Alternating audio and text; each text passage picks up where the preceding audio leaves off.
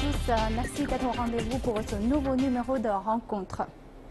Le président américain Barack Obama vient d'achever sa tournée en Europe, son avant-dernière visite officielle sur le continent. Sa popularité a fortement décliné, bien loin des immenses espoirs suscités par son premier mandat. Alors, comment analyser l'actuelle relation entre l'Europe et les États-Unis et quelle est la réaction des pays émergents face à l'évolution du partenariat entre ces deux grandes puissances? Avant de répondre à toutes ces questions, je vous invite à regarder ce reportage. À 9 mois de la fin de son mandat, Barack Obama effectuait en avril son avant-dernière visite officielle en Europe. Alors que le projet européen est fragilisé par la montée des populismes et la menace d'un retrait du Royaume-Uni, le président américain a mis les pieds dans le plat en menaçant le pays de conséquences commerciales en cas de Brexit. Barack Obama s'est ensuite rendu en Allemagne où il a prononcé un discours adressé aux Européens à la foire industrielle de Hanovre. Il a assuré que les États-Unis et le monde entier avaient besoin d'une Europe forte, démocratique et unie. Il a apporté un soutien marqué à Angela Merkel, qu'il a qualifiée de dirigeant qu'il admire le plus, et salué sa politique d'accueil des réfugiés. Le président américain et la chancelière allemande ont également profité de l'occasion pour promouvoir le TTIP, l'accord de libre-échange actuellement négocié entre l'Union européenne et les États-Unis. Un traité transatlantique qui est au cœur de nombreux débats et rencontre une opposition de plus en plus forte au sein des populations européennes. Alors que la multiplication des crises met à mal la cohésion européenne, l'influence américaine est-elle en train de marquer le pas sur le vieux continent? Sommes-nous en train d'assister à l'émergence d'un monde multipolaire? Merci de nous retrouver. Alors aujourd'hui sur notre plateau, j'ai le plaisir d'accueillir deux spécialistes. Monsieur Xinhua, vous êtes spécialiste en relations internationales et tout particulièrement en Europe. Et vous, Monsieur Pierre Barrot, vous êtes ancien diplomate français et vous êtes parmi les premiers diplomates à s'installer en Chine depuis les années 80 et vous avez passé de nombreuses années en Chine, vous connaissez bien le pays. Alors, merci à tous les deux. D'abord, je voudrais m'adresser à M. Xing. Je pense qu'il est important d'abord d'analyser un peu le contexte de la visite d'Obama en Europe. Maintenant, on est en train de connaître une situation pénible de la construction européenne, jamais vue dans l'histoire de la construction européenne, ce dont je peux me souvenir. Le problème grave, c'est que, objectivement, il y a des difficultés et il n'est pas facile pour l'Union européenne de trouver de bonnes approches pour se sortir de ces situations pénibles. Mais subjectivement, il y a aussi, n'est-ce pas, une réduction de la volonté au sein de l'Union européenne, une volonté collective de déployer des efforts extraordinaires pour sortir l'Union de cette situation pénible. Je constate, je ne suis pas sûr qu'il y a plus de force centrifuge et il y a moins de force centripète. C'est grave. Certainement, on peut se permettre d'avoir une prédiction très pessimiste sur l'avenir de la construction européenne. Mais du moins, moi, personnellement, et certains de mes collègues ne sont pas sûrs quand et de quelle façon l'Union européenne pourra réussir de se sortir de cette situation pénible à l'heure actuelle. On ne sait pas pendant combien de temps et de quelle façon l'Union européenne pourra vraiment venir à bout de toutes ces difficultés présentes. Vous avez notamment mentionné l'unité de l'Union européenne qui Oui. est une des crises parmi d'autres. Oui. Et je sais que l'un des objectifs de visite de Barack Obama, surtout au Royaume-Uni, était de persuader l'Angleterre de rester dans l'Union européenne. quel rôle les États-Unis peuvent-ils jouer dans cette préservation de l'Union européenne, Monsieur Barrot?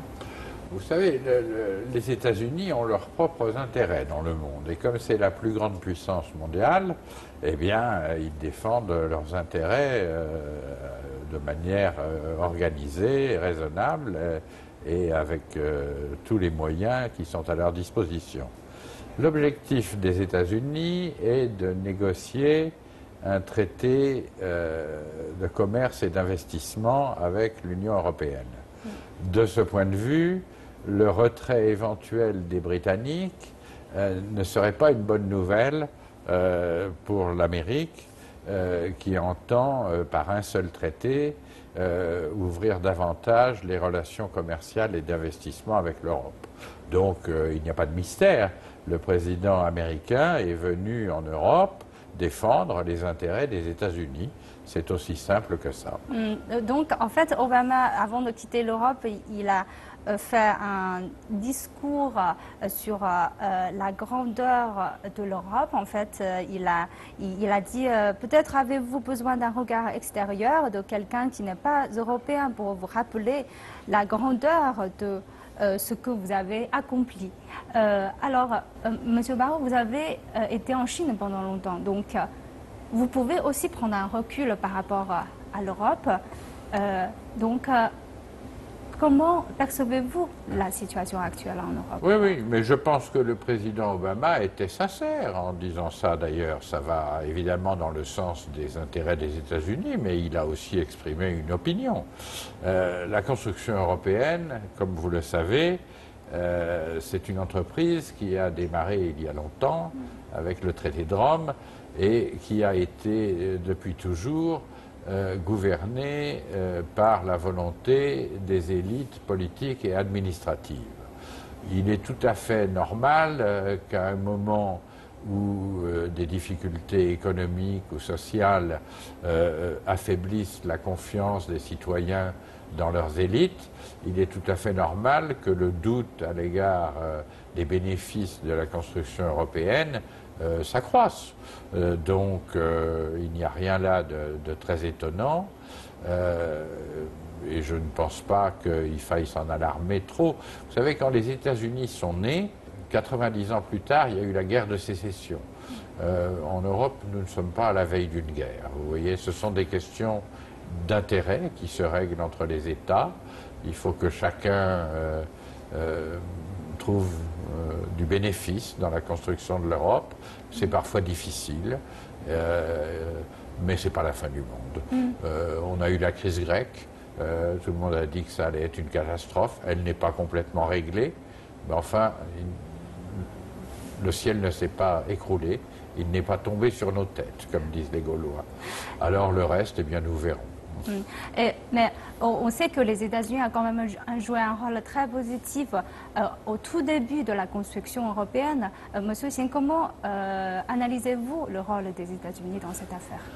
Je crois tout le monde se rappelle qu'à la fin de la Deuxième Guerre mondiale, les États-Unis ont bien voulu que l'Europe soit unie, n'est-ce pas? Les États-Unis ont soutenu le commencement du mouvement de l'intégration européenne parce qu'à ce moment-là, les États-Unis avaient l'intention de sauver l'Europe d'après-guerre, n'est-ce pas?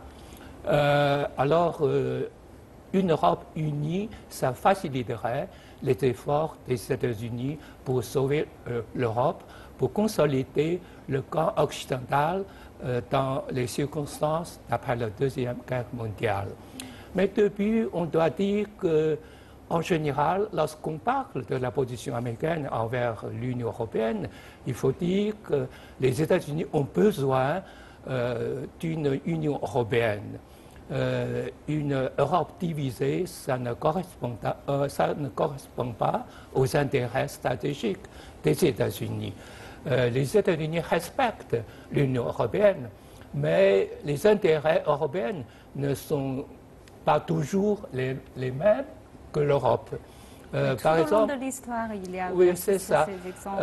Si on analyse, si on jette un regard en arrière, l'évolution des relations entre les États-Unis et l'Europe, on peut constater qu'il y a eu des bas et des hauts, n'est-ce pas, surtout en 2003, lorsque les États-Unis ont décidé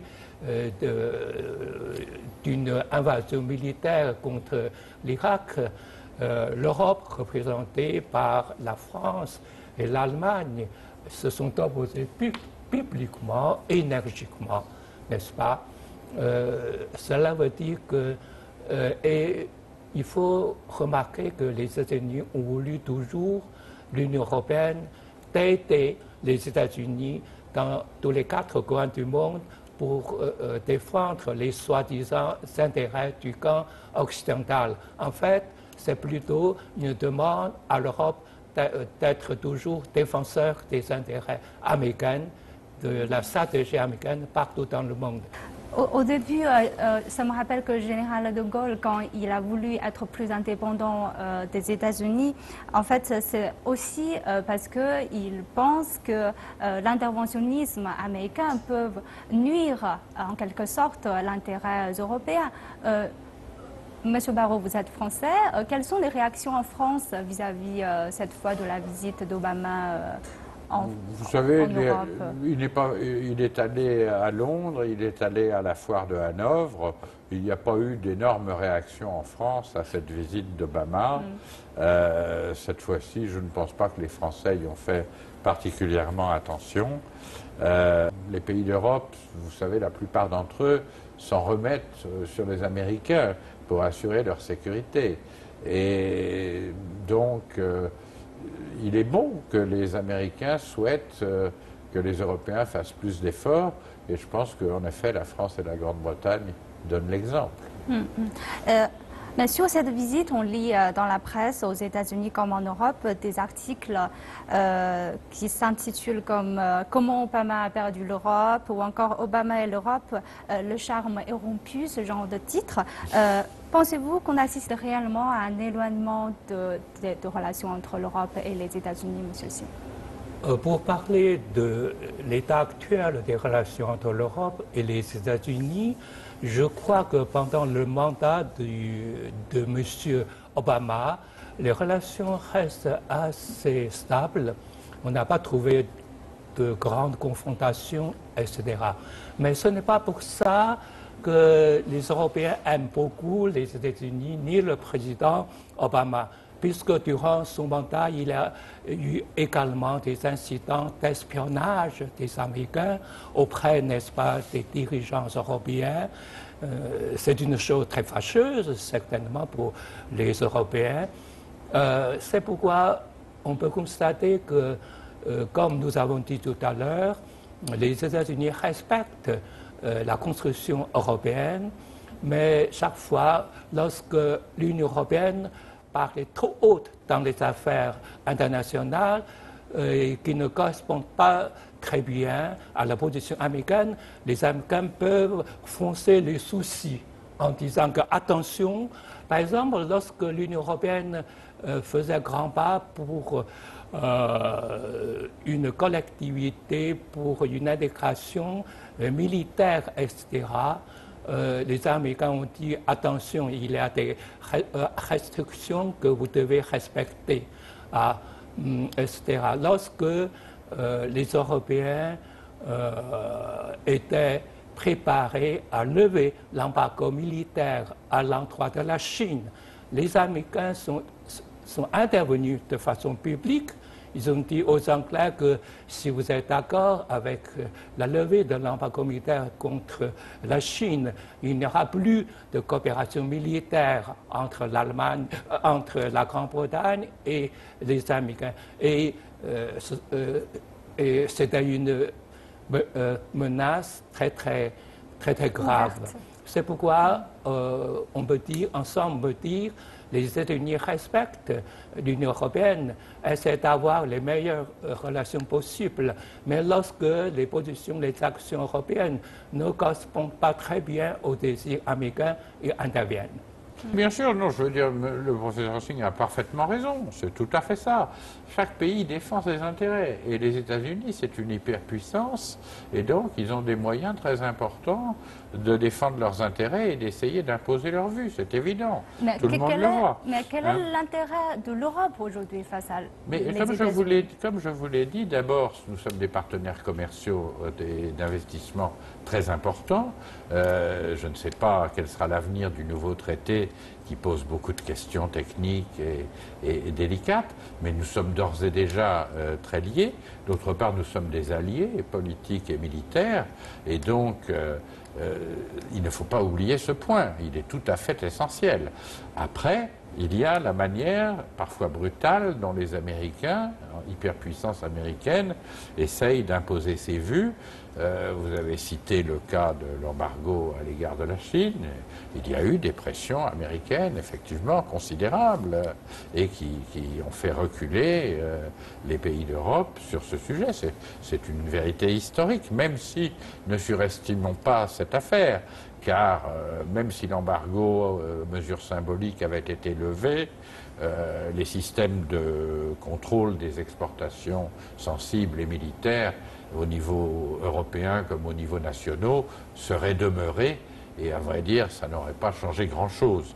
Mais enfin, c'était une mesure symbolique et ça a blessé évidemment nos amis chinois, ce qui se comprend. Néanmoins, les pressions américaines ne sont pas que dans ce domaine, elles sont aussi dans le domaine économique. Et on voit bien, ces derniers temps, l'extraterritorialité du droit américain qui fait que les Américains sont en mesure d'imposer des sanctions aux entreprises du monde entier si elles ne se conduisent pas de la manière souhaitée par les Américains, notamment sur les questions d'embargo à l'égard de pays voyous. Vous avez vu que ça ne touche pas que les Européens, ça touche la Chine. Oui. Il y a encore 2 cas tout à fait récents en Chine, ZTE, et puis maintenant il y a une affaire avec CGNPC, qui est le partenaire d'EDF, comme vous savez. Donc l'hyperpuissance américaine, évidemment, elle a des hyper moyens pour essayer de faire prévaloir ses vues et ses intérêts. C'est le monde dans lequel nous vivons. Alors, naturellement, il peut y avoir intérêt pour la Chine comme pour l'Europe à développer une relation aussi riche que possible et pour ne pas se trouver uniquement en tête-à-tête avec son partenaire américain, qui est notre allié pour nous, Européens, et qui est le premier partenaire de la Chine. Mais parlons de la pression américaine. Les États-Unis ont aussi exercé des pressions quand la Chine a lancé l'initiative de la Banque de l'investissement, la Banque asiatique de l'investissement et d'infrastructure.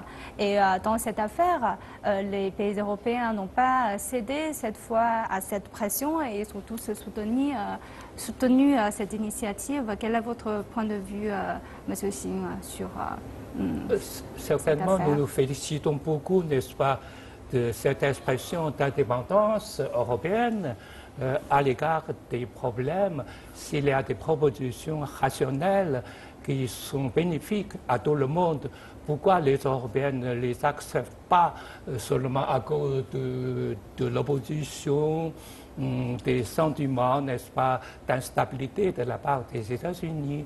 L'Union européenne a été établie il y a plus d'un demi-siècle, n'est-ce pas? L'Union européenne est assez solide, est assez indépendante, est assez expérimentée pour défendre, n'est-ce pas, leur position, leur politique, chaque fois qu'elle les juge rationnelle et bonne. Tout à fait. Le professeur Singh a entièrement raison et c'est un excellent exemple. Et je crois que ça va au-delà de ça. C'est-à-dire que l'initiative chinoise des nouvelles routes de la soie, c'est une initiative, comme je disais, c'est très important. dans la mesure où nous sommes dans une situation où la Chine est dans un dialogue avec le partenaire américain qui est en même temps son concurrent, son compétiteur stratégique, économique, politique, donc dans une relation très privilégiée d'un certain côté. Et l'Europe, elle aussi, vous l'avez bien souligné, a une relation très intime avec les États-Unis. Donc c'est très important pour nos deux continents qu'il y ait cette initiative chinoise et que nous essayions de contrebalancer une relation un peu univoque sur le plan politique et stratégique avec l'hyperpuissance américaine par des initiatives économiques et financières telles que cette nouvelle route de la soie doit permettre de développer. Donc je crois qu'il faut souligner l'importance de cette initiative chinoise, l'importance du fait que les Européens y aient répondu positivement, et je crois que ça peut être un élément capital pour arriver à un meilleur équilibre international. Et je sais que, M. Singh, vous avez développé une analyse dans un article récent sur la situation en Europe et vous avez dit que l'intervention des États-Unis ajoute à la complexité de la résolution de crise actuelle en Europe. Et cette fois, le président Obama a déjà terminé sa visite et M. Barrot a évoqué tout à l'heure qu'il n'était pas allé en France, donc il n'y a pas une réaction vraiment très vive pour cette visite. Alors, quelle était la réaction générale en Europe face à cette visite d'Obama? La visite du président Obama en Europe a été effectuée au moment où il n'y a que 9 mois avant son départ définitif de la Maison-Blanche comme président. Mais ce n'était pas simplement une visite protocolaire. On constate bien que le président Obama a voulu utiliser cette occasion pour donner un coup de pouce à la conclusion des négociations sur, en français on dit que c'est PTCI. Oui, PTCI. Appelons TAFTA. Oui, c'est ça. En français. PTCI, c'est très compliqué. TTIP, c'est en anglais, je pense. TTIP, TTIP. TAFTA, oui, c'est plus mignon. C'est le nom d'un tissu. Oui, c'est plus mignon. Alors, de cet effort de la part du président Obama, on a bien compris que la conclusion de TAFTA correspond plus aux intérêts américains que les intérêts européens. De la part européenne, il y a beaucoup d'hésitations, même de critiques, des oppositions publiques, etc. Pour ce qui est des États-Unis, certainement, une fois conclu, ce serait la plus grande zone de libre-échange. Ça va, n'est-ce pas, augmenter de façon importante, significative les intérêts américains. Et les États-Unis ont aussi l'intention, en concluant un tel agrément TAFTA, pour, n'est-ce pas, se donner le prestige de définir les règles pour les relations, les échanges commerciaux. Mais maintenant, il y a de moins en moins de soutien à TAFTA. En Europe. Oui, Vous savez, oui, bien sûr. D'abord, ça va être une négociation qui va prendre du temps. Elle en a déjà pris, elle en prendra encore. Et puis, les négociations commerciales, ce sont des questions d'intérêt. Donc, ce sont des questions d'argent, finalement. Oui. Alors, les questions d'argent, ce n'est pas des questions de principe. Ça se négocie comme au marché. Hein. Et donc, ça va être relativement long. Et il est normal qu'il y ait beaucoup de points à discuter et qu'il y ait beaucoup de réserves en Europe sur beaucoup d'aspects. Donc, nous verrons comment tout ça évoluera.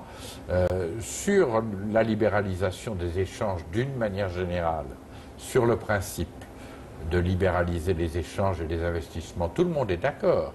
La difficulté, quand on entre dans une négociation concrète, c'est que les intérêts des uns et des autres ne sont pas forcément les mêmes. Et donc, il faut discuter. Et je pense que l'Europe a tout à fait la capacité de défendre ses intérêts dans cette négociation avec les États-Unis. Donc vous êtes plutôt optimiste pour la finalisation de TAFTA alors. Ni optimiste ni pessimiste. Il faut poursuivre la discussion. Elle est complexe. Il y a beaucoup d'aspects, il y a beaucoup de points. Tout le monde est d'accord sur l'objectif, mais arriver à un texte commun, ça va prendre du temps. Oui, en plus, l'Union européenne n'est pas vraiment un seul pays, des intérêts des pays divergent. L'Union européenne, vous avez raison, l'Union européenne, qu'est-ce que c'est? L'Union européenne, c'est précisément un système qui arrive à concilier les intérêts de 28 pays. C'est considérable. Si on prend un plan plus large, on voit que maintenant il y a des pays émergents qui s'élèvent sur la scène internationale et que certaines analystes disent que maintenant la relation entre l'Europe et les États-Unis est en quelque sorte affectée par l'arrivée de nouvelles puissances, les BRICS par exemple, ou la Chine. Comment voyez-vous l'avenir de la relation entre l'Europe, les États-Unis et le reste du monde? Et est-ce qu'on est vraiment vers un monde multipolaire, comme prévu certains, ou bien on va rester sous l'hégémonie des États-Unis? Je ne sais pas quelle est l'analyse de M. Baruch, mais point de vue personnel, on doit faire attention à l'interaction de ces trois groupes des relations internationales. Pour ce qui est des relations entre les Européens et les Américains, la Chine ne veut pas intervenir. La Chine n'a pas la capacité ni le désir d'intervenir. Alors dans le passé, il y a des Européens qui ont eu une suspicion sur la raison de la Chine pour soutenir la construction européenne. Ils ont pensé peut-être la Chine a soutenu l'Union européenne pour former un camp anti-américain dans le monde. Ce n'est pas très exact. C'est une analyse trop simple. Parce qu'avec l'Europe, certainement, la Chine est sûre qu'on peut avoir beaucoup de larges propositions, beaucoup plus d'approches en réglant les affaires internationales. C'est bien. Si dans le monde, il n'y a que les États-Unis, alors on ne peut pas, n'est-ce pas, avoir des approches équilibrées, plus rationnelles pour régler les affaires internationales. C'est pour ça que la Chine n'a pas l'intention d'intervenir dans les relations entre les Européens et les Américains. La Chine n'a pas du tout l'intention de coopérer avec l'Europe pour isoler les Américains dans le monde. C'est pas ça. Mais en ce qui concerne les relations entre la Chine et les Européens, parfois, comme nous avons dit tout à l'heure, les Américains, quand ils jugent nécessaire, ils interviennent. Mais cela n'empêche pas les Européens de continuer leur coopération avec la Chine. C'est aussi une grande réalité à saisir, à ne pas perdre de vue. Il n'y a pas de compétition stratégique ou politique entre l'Europe et la Chine. Il peut y avoir des divergences d'intérêts matériels, économiques, mais nous ne sommes pas en compétition politique et stratégique. Et donc, on ne peut que souhaiter le développement harmonieux de nos relations. Comme le disait le professeur Singh, si nous restons chacun dans un dialogue uniquement avec la puissance américaine, ce n'est pas bon pour l'équilibre du monde. Et donc, le développement, c'est ce que je disais, c'est pas uniquement une question d'intérêt matériel. L'initiative chinoise de la nouvelle route de la soie qui se prolonge jusqu'en Europe, comme je vous l'ai dit tout à l'heure, c'est une initiative très importante et qui peut viser à promouvoir précisément un monde plus équilibré.